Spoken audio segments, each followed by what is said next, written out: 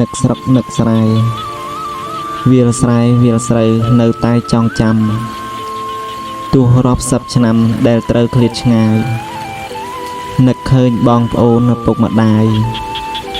ជុំគ្នាសប្បាយប្រមូលផលស្រូវ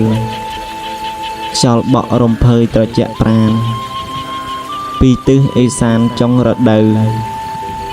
ពុកម៉ែបរទេសនៅតាមផ្លូវដឹកកុនដាប់ស្រូវដែលច្រូតហើយសំលេងខ្លែងឯកសូរពីឆ្ងាយផាត់ផាយតាមខ្យល់លឺល្វើយល្វើយសំលេងតាវវ៉ាវយំឆ្លងឆ្លើយព្រះអើយនឹកស្រុកអ្វីម្លេះទេនឹកស្រុកនឹកស្រែនឹកចំការនឹកដល់វត្តវាបឹងទន្លេស្រុកស្រែខែច្រូតនឹកជាងគេអាកាសលហើយលហែខ្យល់ត្រជាក់វស្សាមានភ្លៀងមិនទៀងវេលា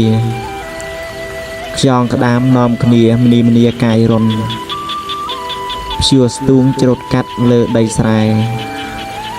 វស្សាប្រាំងខែថែភោគផល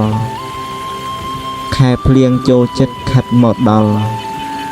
កសិករច្របល់ខំរុះរាន់ព្យួររស់សាបព្រោះប្រើកម្លាំងប្រឹងប្រែងព្រឹត្តខ្លាំងស្រោតឲ្យទាន់មូលគ្នាដកស្ទូងក្រែងមិនក្រាន់ត្រូវតែបន្ទាន់ខ្លាចផុតខែម្យ៉ាងទៀតព្រួយខ្លាចសត្វល្អិតកាត់ចាប់ស៊ីស្រូវបាត់ត្រូវប្រឹងថែមួយទៀតគឺខ្វះទឹកធ្វើស្រែបារម្ភផងដែរខ្លាចទឹកជន់វស្សាចេញផុតចូលដល់ខែប្រាំងថ្ងៃក្តៅហួតខ្លាំងស្រូវអូនតុនស្រូវទុំដាក់គ្រាប់ពេញទំងន់ហាក់គួរគយគុណដល់ពេលច្រូតស្រូវដុះពីស្រែផ្លែជាប់ដើមហើយគេចាប់ដើមកិនបង្ហូរអង្គអង្កាមចេញរបូរទុកយូរកាត់ខ្មោចធំក្លិនផ្អួរដីស្រែលើកភ្លឺមានរបៀបទោះដីខ្ពស់ខ្ទាបរៀបជាជួរក្របស្រូវចាប់លាស់ចេញជាគួរស្រូវខ្លាជាតួបាយអង្គស្រែជាបេះដូងប្រទេសជាតិសំខាន់ទ្វេទៀតដល់កសិករក្លិនស្រូវប្រហើស្ទើរមិនដល់លំហ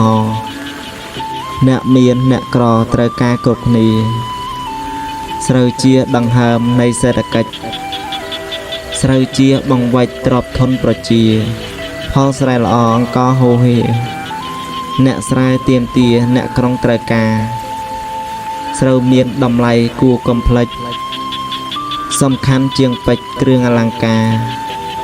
ខ្លះអួតខ្លួនមានគ្រឿងកាយាធ្វើរឹកហឺហាខ្ពើមចុះស្រែស្រូវអង្គពិតចាំបាច់ចូលរួមសម្រេចជីវភាពខ្មែរ